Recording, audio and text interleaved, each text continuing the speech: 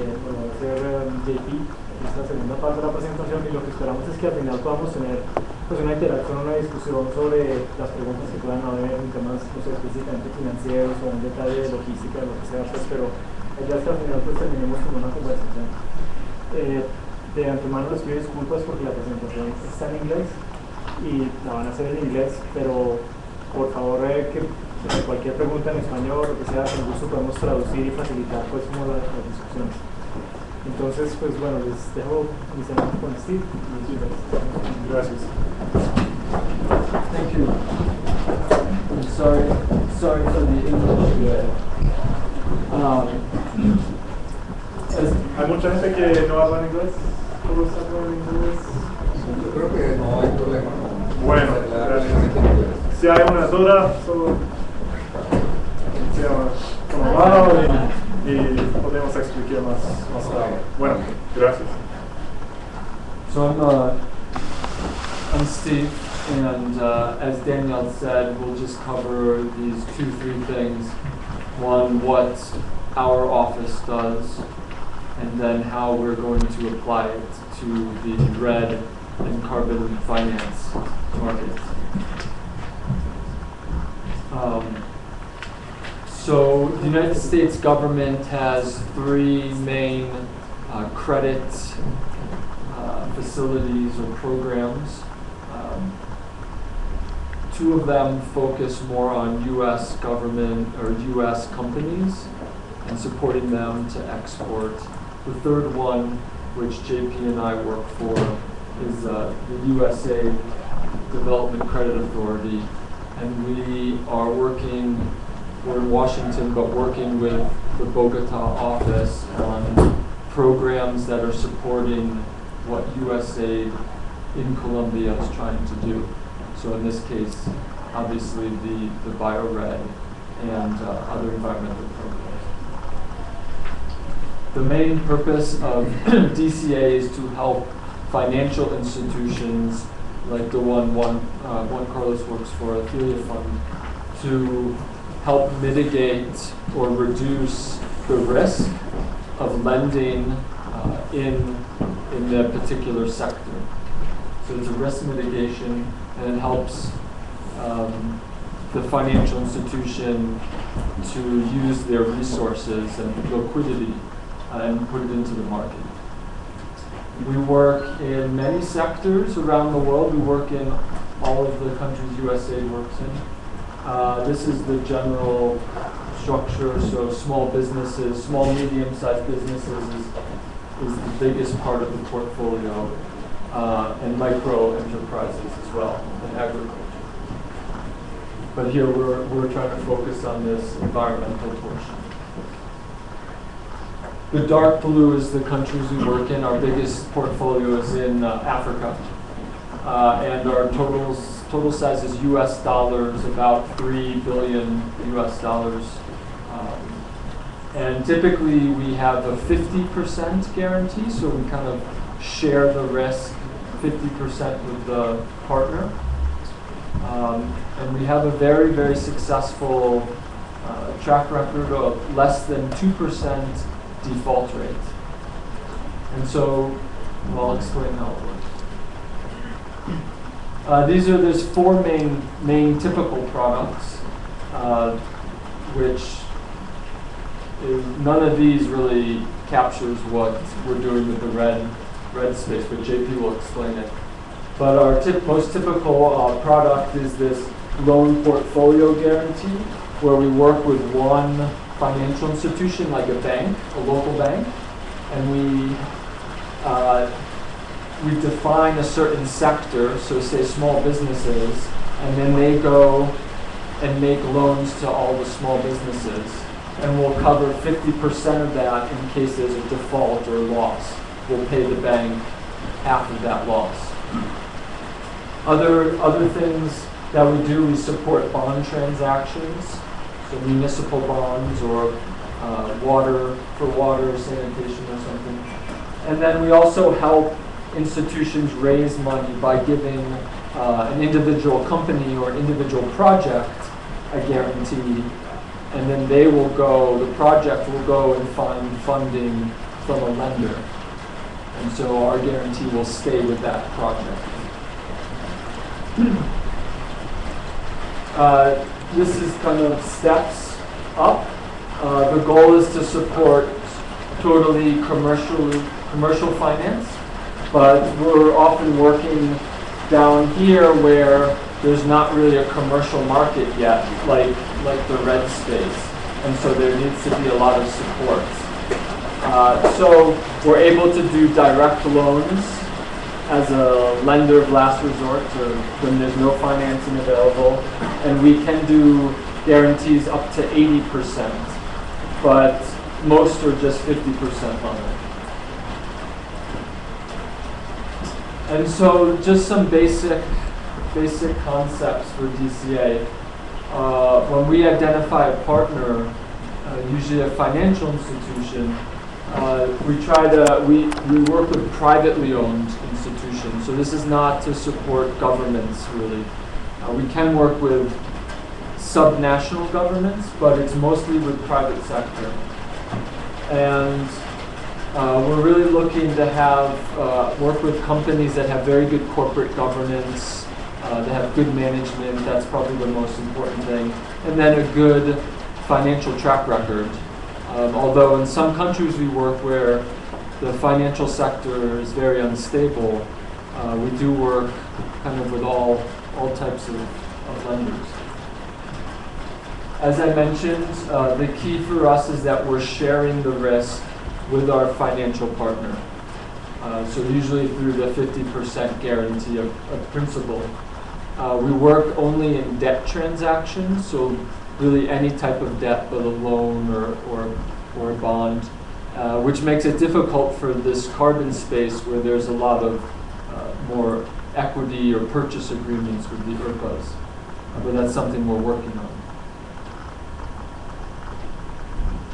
And then, as I mentioned, our goal as a development agency is to work in these new sectors, things that are more risky in the local country or things that are totally new, like the environment, lending in the environment, or renewable energy or something.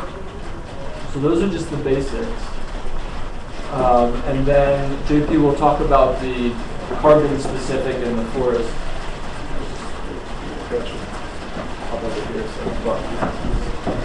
So, utilizing what Steve mentioned about what we can do in DCA with our credit guarantee facility, we've been thinking about for about 2 years now, how we can utilize that to help support the carbon credit market and projects that generate carbon credits because of the need for financing in that area.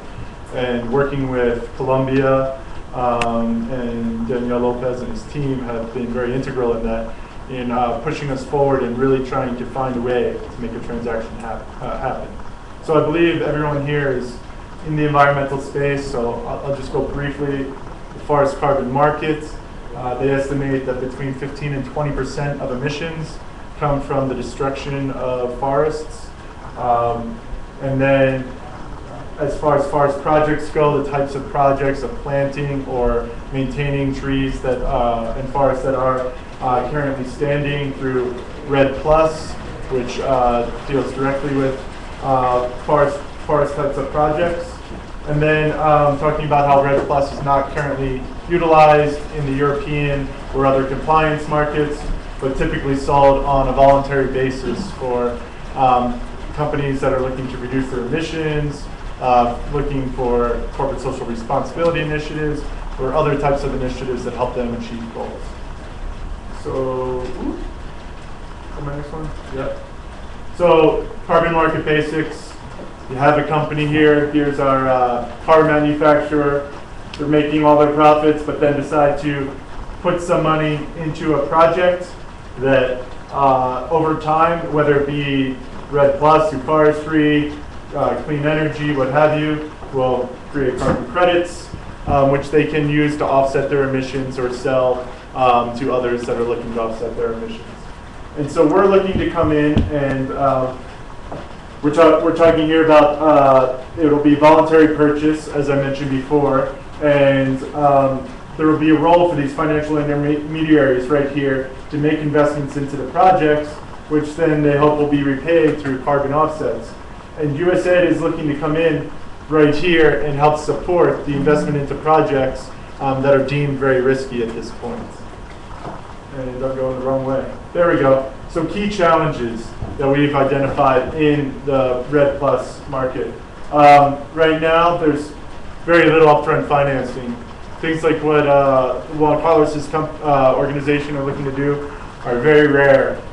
7 out of 15 projects receive financing in 10 years. That's how many projects that we saw financing in the VCS when we looked at their records. Slow to develop because they're not in the compliance system.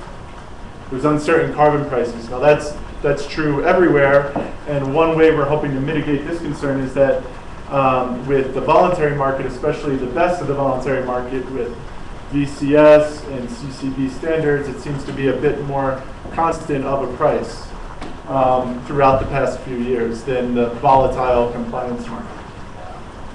Technology is still evolving for measuring forests. Land tenure and carbon right ownership is something that's always a concern and a big risk for us. Oops, I'm sorry about that. And I have one more. And there's limited collateral as you can't pledge the forest typically for these transactions. So these are the challenges we're looking to go up against. And how can we utilize the DCA that Steve mentioned to help support this market? Well, we have the carbon market where organizations are interested in buying carbon credits to offset their emissions. And we have these projects, these communities that are living in these forests or around the forest and working within the forest that have the potential for generating carbon credits. And how can we connect those two? And that's where we're looking to step in and make some difference. So right here we have an example of an organization that can be an intermediary. We mentioned Athalia Fund, which is the organization Juan Carlos works for. And we're going to help encourage Athalia funds to make investments in the sector. Now, they're going to be doing this through loans because we can't guarantee equity. We have to guarantee credit. So through a loan, we're going to support the Athalia fund in two ways. One, help them generate investments into their fund so that they actually have money to invest. And two, help them get some reassurance for the investments that they make. So they will create a broker agreement with the community that'll say, okay, if you generate carbon credits, we'll go monetize those carbon credits for you if you do not have the capacity to do so at $4 a credit. And then if there's more than $4 a credit, we'll split the profits. But $4 a credit, because what will $4 a credit do? That'll cover your costs.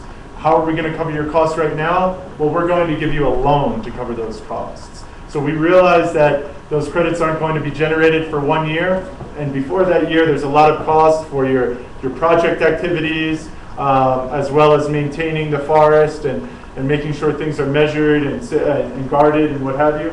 So we'll give you a loan for that money, and then you'll end up repaying that loan by giving us by handing over the carbon credits to us that we will then go sell on the market for you at that agreed upon price.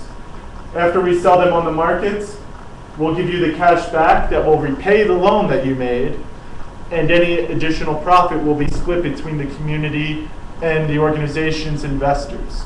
And so it's a profit-making, business-driven incentive for the investment community, for the market, as well as getting sufficient profits to the community and allowing them to use that loan money in order to work on additional activities, whether it be fisheries or acai production or other types of productions that don't deforest the land, and learn to maintain sustainable livelihoods on this land. So this is how we're going to look at a transaction with a project. USAID will come in right here. So if the loan is made from the organization to the projects for $1,000, say, expecting that they'll generate enough carbon credits to repay that $1,000, but a big storm comes that year and knocks down all the forest and no carbon credits are generated, USAID's guarantee on that loan states that 50% of the money that was owed to the projects will be repaid by USAID.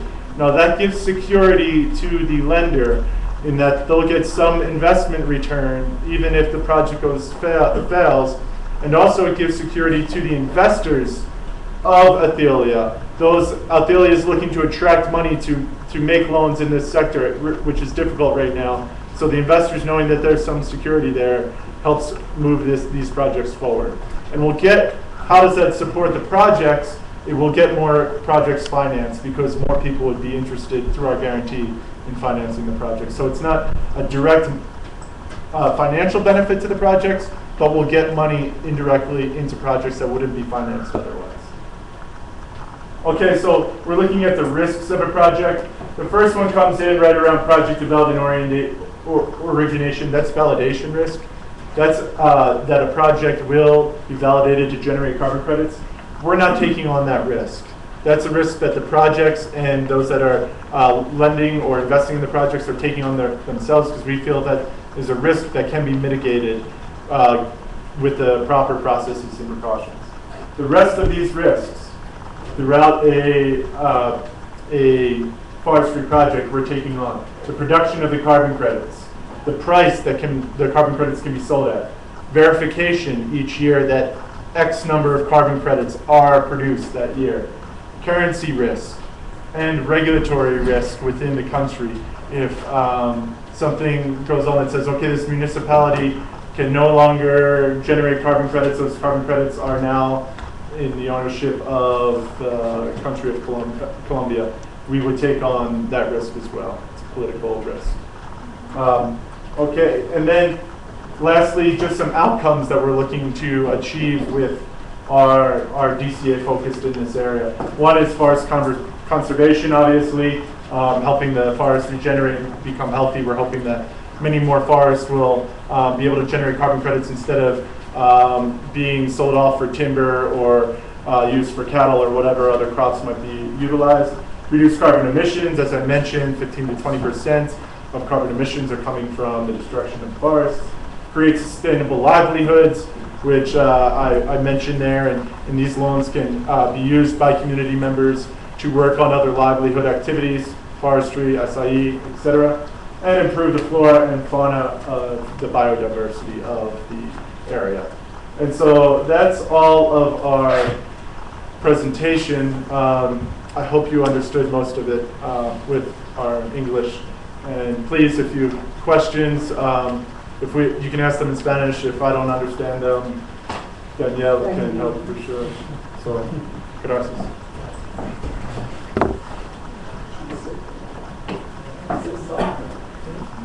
No hay preguntas. Decimos todo. I don't know if the key part here is the graph. And because what always raises like the questions This about one? that you talk about lending, Yes. guaranteeing lending, and so perhaps you could we elaborate or that, for example, you're basically basing the entire guarantee on the production of carbon credits, but you're also in a way guaranteeing the production of agriculture, Yes. alternative agriculture produce. So how could you incorporate other items like social investment, which helps conservation, for example, other activities that are not really linked to productive activities, Sure. but do help conserve and protect the forests? Yeah, I think I'm going to address your question here, and I want to address it in two parts. First is that for repaying the loan, it does not just have to come from the monetization of the carbon credits. If the other activities are doing well enough that they can support the repayment of the loan through the sale of fish or acai or whatever else, that can also go to repay the loan. So there will be multiple sources that could repay the loan. So you have to make sure that these other activities, which are important for the livelihood of these communities, get supported as well as the carbon credit. Second, the social and the other social and community benefits with Athelia, they're only going to be investing in projects that have both BCS and CCB certification, so that I always mess this up. Community. Climate, community, and biodiversity. Thank you. Climate, community, and which we feel in our review so far is the highest type of certification for these types of projects in the social community sphere. And so we feel that to the degree that we can ensure that there are social benefits being achieved here, and the community as a whole is being regarded, that type of certification we feel is a good validation of that. If there are other recommendations that you have that we should be looking into, please, we're open to them. Yeah, no, Yo creo que el punto es que cuando se hace la figura de préstamo, pues el desembolso que hace el comprador a la comunidad, digamos que la cantidad que se presta va tanto a las actividades productivas como a las no productivas, carbono y asamblea o lo que sea. Entonces le prestan una cantidad y la comunidad tiene que repagarlo independientemente de lo que lo use, ¿no? Puede ser en el tema social, educativo, en la construcción de la escuela. Entonces lo que la comunidad consiguió fue un préstamo, pues vendió sus créditos a través de un mecanismo de préstamo, ¿no? Pero entonces ellos lo repagan con una estructura pues que como está planteado puede ser del 35% como en productos agrícolas y con carbono. Entonces es independiente de dónde se use la plata que va a financiar las actividades de educación, de gobernabilidad, este tipo de cosas, está incluida y está cubierta por la garantía. Ahí la llave es el tema de tener la garantía de vender a $4. Pues con esa llave les da la seguridad de poder prestar esa plata y poder dar la garantía que están ofreciendo. Pero en el fondo, Tomás, el tema del precio se vuelve un poco secundario cuando tú tienes un esquema de inversión que mira cómo vas a compartir la utilidad. Si tú, digamos, vendes a $2, entonces el inversionista tiene X cantidad de plata para prestarte, para invertir en ese proyecto. Entonces, si tú se los vendes a helados, pues va a recuperar más rápido su inversión si se los vendes a 10. El tema es cómo vas a compartir el beneficio con ellos cuando ellos logren vender a 6. Mi pregunta es, my question would be, for the DCA to come into a project like this, or to a financial institution to support projects like this, do you have to have a price agreed for the sale of those credits ex ante? No. You don't? No, we are not, the DCA, this is the loan portfolio guarantee that Steve mentioned, and so in those guarantees, we don't directly get involved with each individual loan between a project and the lender, and so the project and the lender will agree to what they feel is a reasonable amount of money that they need for project financing, and what they feel that they can sell the credits for, and therefore how many credits will be needed to repay that loan. And US DCA is not going to be directly involved in each one of those negotiations.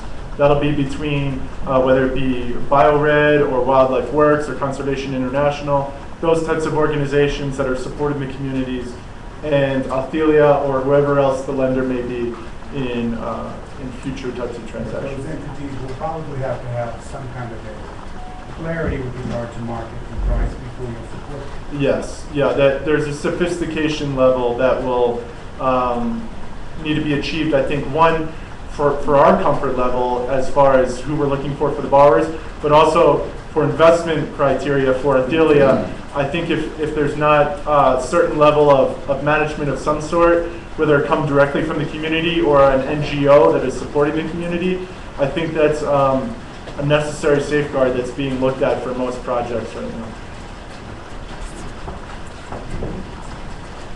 Yeah, I mean, in this situation, and there's different ways to do it, but in this situation, the full amount, the full monetary amount is transferred back to the community. So, It doesn't deposit in forward. right, Going to have financial Right. and then getting prepared for the sale of credit. so this is a little different than an IRPA where they negotiate a set price with the community, And if the buyer of the ERPA can then sell it at a higher price, they keep the difference. So this is a different situation. Sets up a floor. Right. Yes, and yeah, so it sets up a floor. If they don't get the floor, the project could default. But they are conservative in the way they make estimates. So this loan that'll go to the borrower, that won't be estimated for 100% of the carbon credits that are expected. It'll be more like 60%. So as long as they generate 60% of the carbon credits at the expected price, the loan will be repaid. The other 40%, that'll be profit likely, that'll be shared between the community and the investors. So there's a number of safeguards on the leaning towards the conservative side to make sure that it doesn't have to work 100% efficiently in order to repay a loan. They could use floating price also. Yes, that was Essentially, negotiated. it's a Yes. floating price. Yeah. So if the price goes down, you would just need to utilize more of the credits to pay the loan. If the price goes up, then you just pay it off faster and start sharing the profit. Creo que otra cosa que podemos mencionar es que la garantía está estructurada de una manera que se puede utilizar durante un periodo de 10 años, hasta 10 años. Entonces, anualmente se puede revisar el flujo de caja del programa para ver si ha habido pérdidas o ganancias, y anualmente se podría cobrar una garantía. Digamos, si en el año 1 y en el año 2, en el 3 y en el 7 hubo pérdidas durante todos esos años, la garantía podría cubrir la inversión de ese año. El tema es que siempre que se llame a la garantía, se mira el ejercicio total del proyecto. Entonces la combinación del tema de carbono y los proyectos productivos, cuál es el flujo que han producido a través del tiempo, y cada vez se mira en una perspectiva acumulada. Entonces, si a través de los 6 años ha habido pérdidas o ganancias, ¿cuál es la diferencia, no? Entonces, ahí la garantía podría multiplicarse anualmente. ¿Y cuánto es el costo de esa garantía? Okay, do you want to talk about the fees? Yeah, so there's 2 fees. One is a commitment or origination fee. And the second fee we call utilization fee. And that is based on how much the financial institution is lending at any given point. So it's every 6 months there's some reporting. And say in 6 months they lent $10 million, would be based on that. The fee is depends on the country. The U.S. government does a kind of a country risk rating, and so more risky countries we require higher fees. Less risky countries, less fees. But it usually covers. So JP and I are here this week to do risk assessments, and we have a model that says we expect a default of. So if this is $100 million, we'll expect a default of say $20 million. So we have to put aside a reserve, and so the fees cover a part of the reserve, and then Danielle's office at USAID covers the other part of the reserves. Usually the fee is 20% of the reserves, and then the USAID budget is 80%. And those fees are charged to the financial institution, not to the project. So the projects may receive some of those fees in the form of a higher interest rate, possibly, not always, because the risk profile is also diminished, but they're only charged to the financial institutions.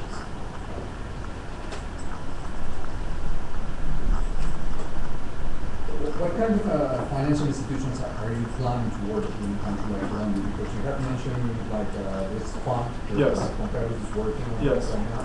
But in the case of Colombia, maybe it would be very interesting to involve, let's say, non-publics or private banks that could be interested in this. Because we have identified that definitely financing is one of the main barriers for this carbon project.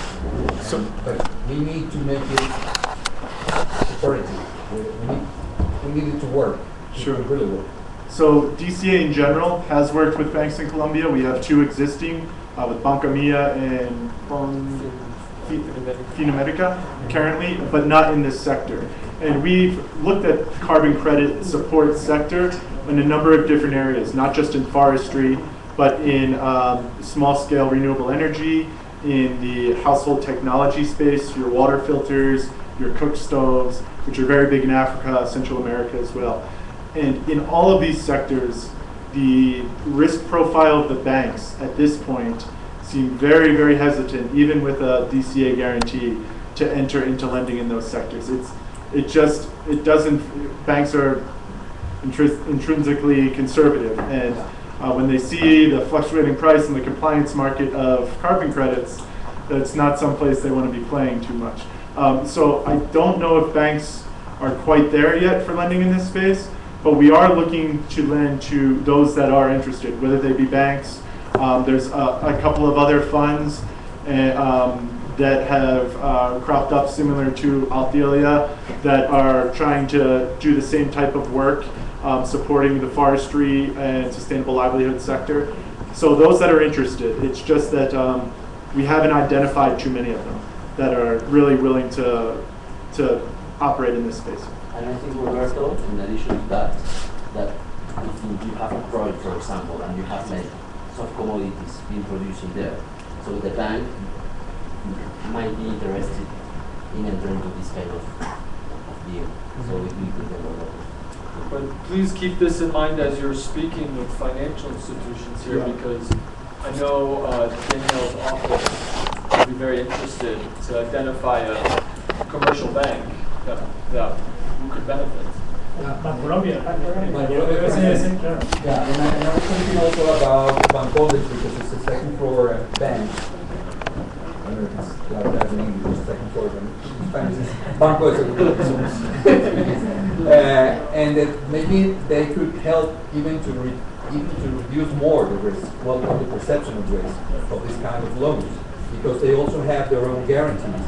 And maybe if they become familiar with this guarantee, and they can use their own guarantees, maybe it could be easier for commercial banks to lend the money to the projects that we need to be the object of this investment. We do co-guarantees with other institutions too, so we could guarantee part of it, either government or another institution could guarantee part. Well, it's a possibility. This morning we were talking about exactly these kind of deals. It would be great if we can just make the connection. Exactly. I mean, that's a possibility. Yeah, we can do that because in fact we have had some contacts with Bancoles, for instance, and they are pretty interested in investing in carbon. They're getting involved even in measuring their own GHG emissions, and well, they're a little bit into this climate change thing, and so I think they're less reluctant to be involved in this kind of mechanism. Between the table would be a good sample as well. In the area, yeah. I suppose that must be have a brief or information that we can transmit, because, for example, I don't know We're talking about what, a kind of document or something like that? If you agree with us, we can share this presentation with everybody. Well, we can translate it to PDF or something like that, so that everybody can use it. Okay. Perfect. We can send it to all of you. So this is a small room, and we're new to this. Maybe it would be good to hear the different institutions you're part of and your role in the space, in the carbon market, or if you have time. Creo que sería útil pues que nos presentáramos, porque parte de lo que queremos hacer también aprovechando la visita de ellos aquí es un poco entender el contexto, ¿no? Hasta ahora digamos que el desarrollo de este mecanismo de garantía es muy nuevo y está siendo específicamente utilizada para una transacción que estamos haciendo pues con VIVO.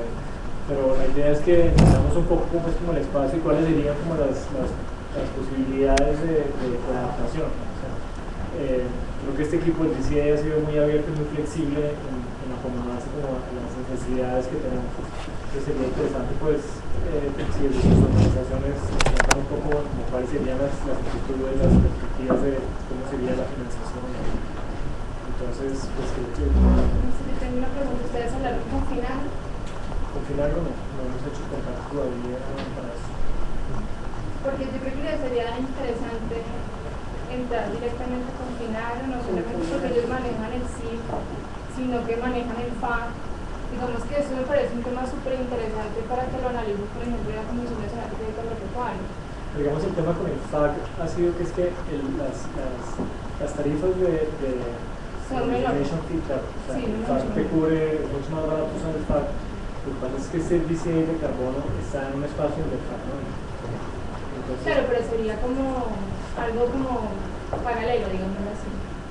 Y si soportan el 50%, el FAC no entraría el 100%, sino también como cubrir el otro 50%. sí, ¿no? Creo que hay un tema pues para hablar con el pero cuando se trata de competir en tarifas, el FAC por eso el DCA no es tan popular aquí. Pero el tema del carbono sí es atractivo porque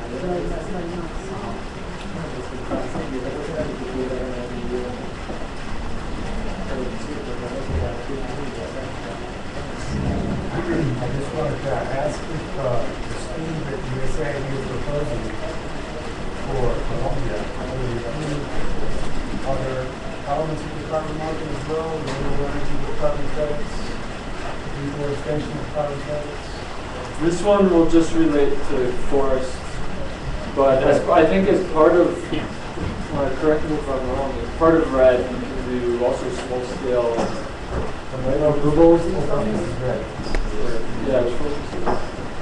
It also has a lot to do with who we find as a financial partner. So in this case, the financial partner that we found for our first transaction, Ophelia, has a focus in the forestry sector. But we have been looking for those interested in the other sectors as well.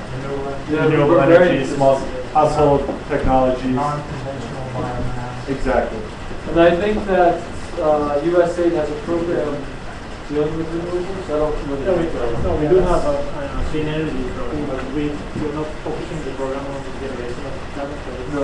As of now. This is a discussion that can take place to see how we can design a mechanism that can help support Because there's a lot of potential in this country. Yeah, I don't know if it's easier or harder, but presumably the renewable energy has direct revenue stream plus the carbon credit, so kind of there's better ways to kind of integrate the two. So what will be the mechanism of accessing this guarantee, for instance? So what's the path to get to the guarantee? Well, at this point, since this is like a pilot exercise, is basically through the carbon credits generated by BioRed. So we have to pay all the credits that are coming out of the BioRed supported programs. They can have access to this guarantee. So let's say an investor would like to get 100,000 carbon credits with guarantee, then should be through this mechanism. But what we want to do is somehow try to design something that is much broader. And maybe in the future we can see how we can also support some other programs here. But since this is like a pilot, so we want to have the initial focus on BioRed. But definitely the program is open to support of the RED. Ideally, we should be able to support the RED market for credit. That would be like the goal. This is like the first step in that market.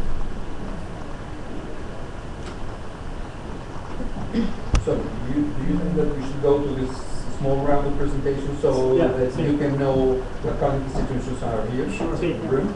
If you have time, yeah. Okay, Susana, you can begin. Susana Vélez, I'm the Officer for Forest Policy and Climate Change of WWF. I used to work for Fundación Natura What we're working now is especially one red project in Chigorodo and Mutatá, and actually I think we will be working with BioRed. We started the process there a long time ago, and we're also working on safeguards with the Ministry of Environment and also at the local level. And where is your red project in the whole project cycle? We have so we call it a pre-PDD. Okay. Almost, yeah, but now we're going to refine all the process with the help of BioRed. Cool. Okay. I will go on. I'm Roberto Gomez. I work for Fundación Natura. And right now we're developing a project that, as Matilde just mentioned when we started this conversation, this presentation, it's called the Mechanism for Voluntary Mitigation of GHG Emissions in Colombia. It's a GAP-funded project. And part of this project is to develop a portfolio of forest carbon projects in Colombia, including RED, but not only RED. We work with other forestry projects like afforestation, reforestation, with agroforestry, silvopastoral, and even with efficient food stocks, because, well, they're not like forestry projects that they have a direct relationship with the forest. So we have a portfolio right now of 8 to 10 projects in the country. At least 3 or 4 of them could be RED, and especially in the Pacific coast, and also in some parts of the Andes. Of those 4 projects, maybe one is on that's finishing the PDD and about to be validated. It's not a project of Fundación Natura, but we support it. It's a project by ONF, the French organization that has an office here in Colombia. But we do have the other kinds of projects. Well, the other RED projects are in less advanced stages, but we hope that maybe in 1 to 2 years, maybe when this pilot phase is over and maybe the mechanism is open to other projects, we could have a good opportunity to use the guarantee. But the other kinds of projects that we're supporting, like this afforestation, reforestation, some of them are in pre-developed stages of preparing the PDD, and some of them will start validation in early 2014. How are you financing most of these projects? So far, with the resources that the organizations that we're supporting have provided for the project. But right now we're working with a really big company in Colombia. I cannot say the name right now, but many people here know the name. And we will have resources coming from a voluntary program from this big Colombian company that wants to support those projects in order to receive carbon credits in advance in order to mitigate part of the GHG emissions. But in the project that we're developing, what we have found is that definitely this forestry projects, and not only the ones related to carbon credits, have a big barrier in financing. And why? Well, there are many reasons, but some of them is that we don't have a comprehensive and complete forestry regulation in Colombia that allows the investment, and there is a big perception of risk, especially when you're not developing those projects for producing timber, for instance. If you're producing timber, well, you have like an asset, a commodity that you will be able to sell, and maybe a bank or a private fund could be more interested in financing the project. But when you're saying that you're developing a project that has conservation purposes, or that has carbon credit generation purposes, it's a little bit strange for financing. And so they have the perception, well, they don't know the business, in fact, and so they don't have like the arguments to know if they should finance this kind of project. So something like this guarantee for us is really, really important, because I think that we have to start involving commercial banks or private funds in financing those kinds of projects that are very important and that have a really big potential in Colombia. Have you dealt with the issue at all with your cook stoves of this double counting, if it's a cook stove and a forest project? When you have the cook stove, you just have to count the cook stove normally. You don't count the forest directly because you include the forest in calculating your non-renovability factor. So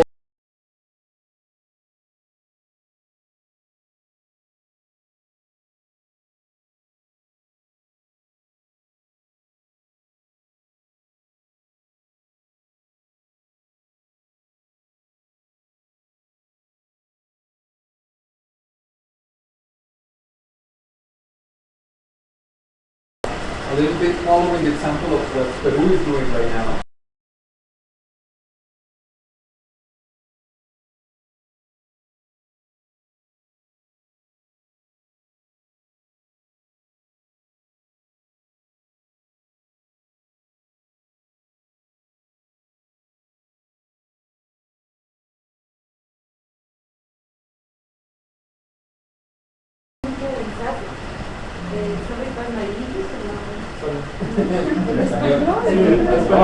Sin problema.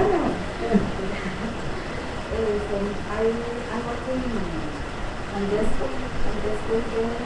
asociación nacional de comprehensive service. Public services. And we have 100 companies, a big companies in Colombia that is they're an association of this utility companies. Thank you very much.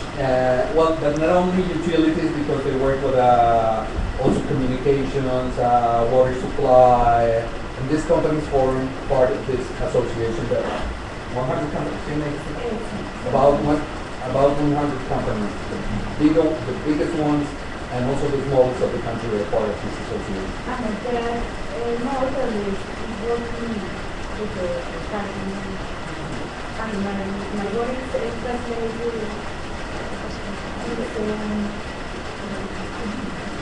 She's like the link between this kind of efforts and meetings, and she has to transmit it to the associates of this investor.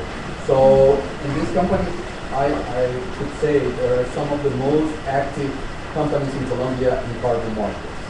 We have la Tisagen, Empresas Públicas de Medellín, Acueducto de Bogotá, Energía de Bogotá. Some of the biggest companies that are really involved in the carbon market, were starting to get involved in the carbon market. And why do you think that is? Is it regulation or is it just... ¿Por qué crees que esas compañías están más involucradas en los temas de carbón? ¿Si es por la normatividad o por qué? Por la creación de Más o menos nosotros. Sí, yo creo que un poco la legislación, pero también es el compromiso que tienen estas empresas con ahorita todo lo que es la responsabilidad social ambiental. Están muy comprometidas con el medio ambiente, o sea, ya no, el mismo mercado como que las lleva a todas esas, pues a cumplir con estas expectativas. Y es voluntario, ¿no? Sí. No es tampoco la legislación.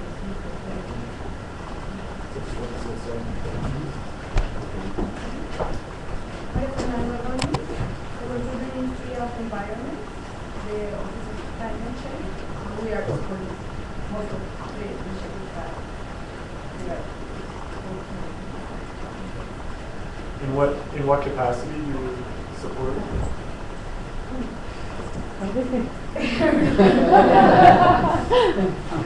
Yeah, we don't have like a spatial group. We are trying to support every single institution that is implementing that work. They lead the RED strategy for Colombia. In red. And RED, yeah. So I think the big challenge is as more projects start earning credits, how will that be kind of managed from government point of view, like, or monitored, enforced, regulated? Do you have like a good idea of that yet, or what the approach that the ministry will take? We are trying to work on that with the EDM, and just design all the platform to monitoring all these projects. But we are just starting. Do you envision a Colombia registry? Like all projects will be registered in Colombia, so you know exactly where the credits come from. Yeah. I think one concern could be that a project gets validated by, say, BCS, but then there's some other standard that comes along and validates a project that shares some of the same forest with another agency, and so double counting would occur and what have you, and just the safeguards that what vision there is to protect against those types of issues, I think is a concern of ours on a risk level. Yeah, we're trying to design a platform to register all the projects and have the national idea of what is happening and at least where and how much. But I think that for the Ministry of Environment and for the national government, it's very important to have a tool like this, an initiative like this, because right now there is like a million ideas for projects in Colombia, but there are only ideas. And I think the risk is that maybe those ideas never come real, never become real. And that would be really, really bad for, I think, for the country and for RED in Colombia, because most of those ideas are being developed by small communities like indigenous communities or African Colombian communities that are looking to those RED projects like a way to solve some of the problems they have now with their own lands. They don't have enough resources to manage these lands. So it's very important to have tools like this that allow these RED ideas to become RED projects, generating credits in order to not cause a big disappointment to these communities, and that could be the end of the RED process in Colombia. So I think that the government needs these ideas to become real projects, and that's I think not the only one, but for sure a very good idea, a very good tool to help it do it. My name is Edson Cabrera. I'm working at the IDEAM. The IDEAM is the official institution in Colombia to generate forest information related mainly to the forest cover of the national context, deforestation rates, official ones, and the carbon stocks reserves in Colombia stored in the natural forest. Actually, we are related in several actions, mainly in the context of the national RED strategy. The IDEAM is the leader in the component 3, that is the reference levels development, and for the fourth component, that is the emergency system in Colombia. In this moment, the IDEAM is in charge of the forest and carbon monitoring system, that is the tool that can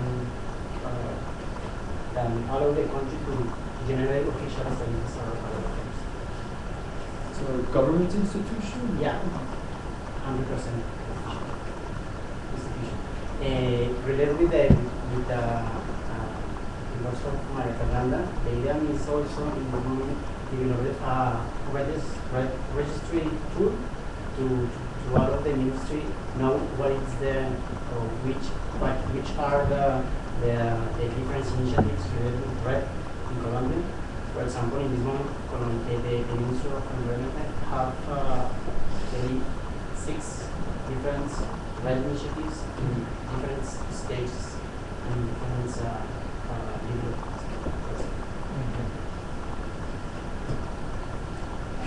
My name is Angelica.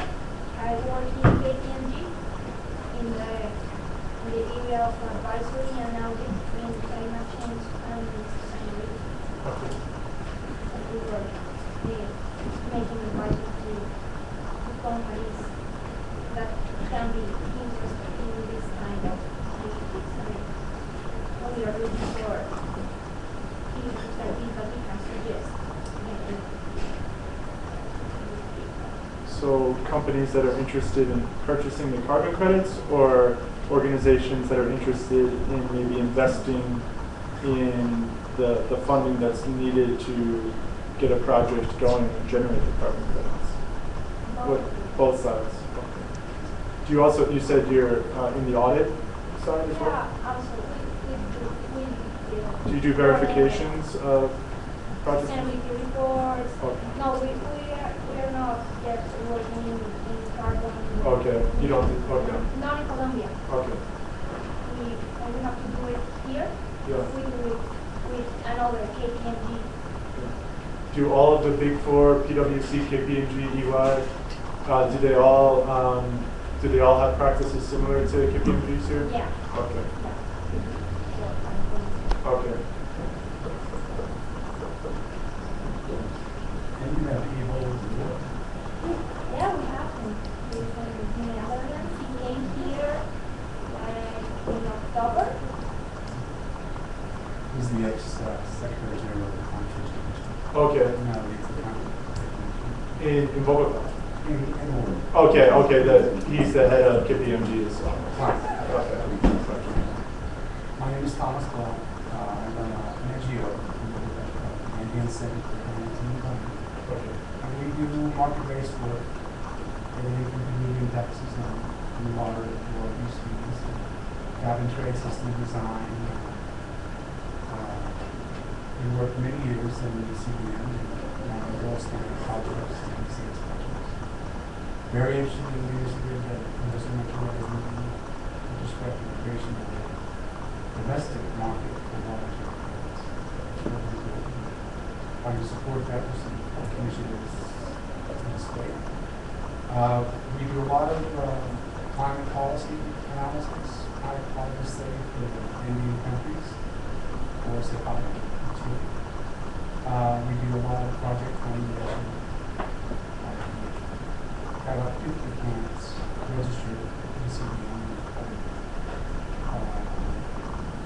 Certifiers, they're being implemented now to generate stream credits for the long term.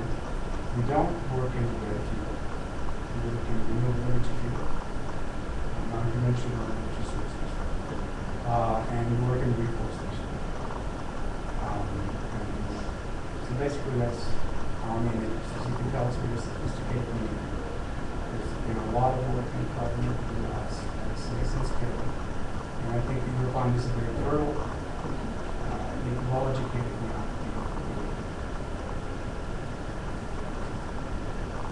So with the projects that you've helped, the 50 projects that you've helped, what is your capacity in those projects?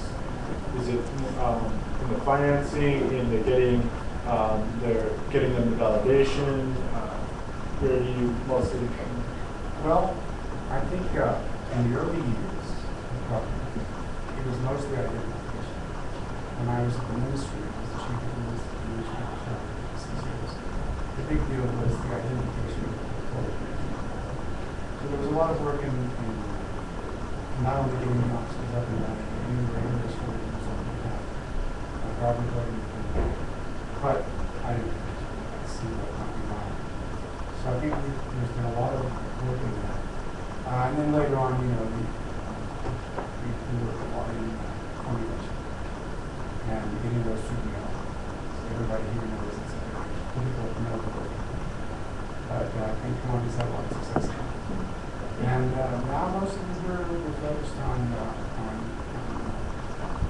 renewable energy and getting the projects verified and generating those credits. And my real concern is to make sure that there's clear demand and there's a significant price, at least as the floor price. And that's what we're working on in terms of our proposal with the Ministry of Finance, to try to get the capital and economic incentive in place domestically so that all these projects are real demand. A relatively stable price so that they can be viable. we work in all phases. Okay. And in our spare time, we work for governments and development programs and different anonymous.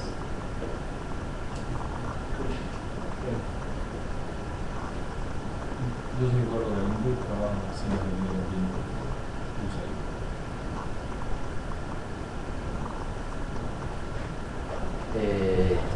Bueno, voy a hablar en castellano porque obviamente ustedes ya me conocen, ¿no?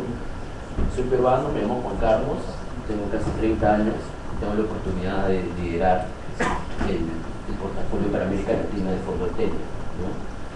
Bueno, ¿qué somos? Somos un fondo de inversión.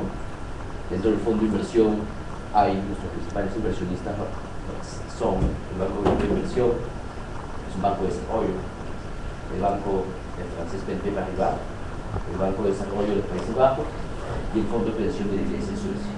Principalmente son los principales inversionistas. ¿Cuál es nuestra misión? ¿No? Nuestra misión es una misión muy clara, que es alinear la economía con la ecología del mundo. Nuestra visión es de que son las actividades económicas que obviamente dañan la ecología. Entonces nos queremos posicionar mucho sobre el uso del suelo e invertir en actividades que ayuden a evitar el cambio de uso del suelo forestal, protección del suelo agrícola, el suelo minero, etc. Nosotros estamos muy interesados en el desarrollo, en la reducción de la pobreza, por ende a la reducción y a la mitigación del cambio climático. ¿Cómo lo hacemos? Invirtiendo, ¿no? Nosotros tomamos riesgos, invertimos capital por adelantado, no upfront, y ha sido muy difícil para el fondo levantar los fondos, ¿no? Ha tomado aproximadamente 2 años para tener capital, ahora ya estamos operativos y gracias al DCA podemos realmente pasar a invertir. Y yo pienso que esta iniciativa que estamos dando acá con el DCA es algo que puede cambiar y tener un impacto muy grande, porque hoy tenemos 100 millones, pero gracias al DCA y a los proyectos que vamos a tener, y sobre todo el primer proyecto que va a ser invertido en Colombia, si demostramos que esto funciona, en 2, 3, 4, 5 años quizás no vamos a administrar 100 millones, que es lo que administramos aproximadamente, sino quizás 1.000 millones, ¿no? Y ese es nuestro objetivo, ¿no? Demostrar de la manera piloto ahora que las cosas funcionan, que hay capitalizadas y pues y scale up.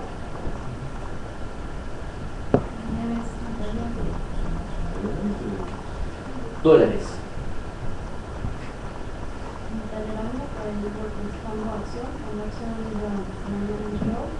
Works basically in environmental and traffic issues, and our climate change projects. Fundación has been working in climate change since 2009, starting with generating capacity among local communities to prepare them to face weather-related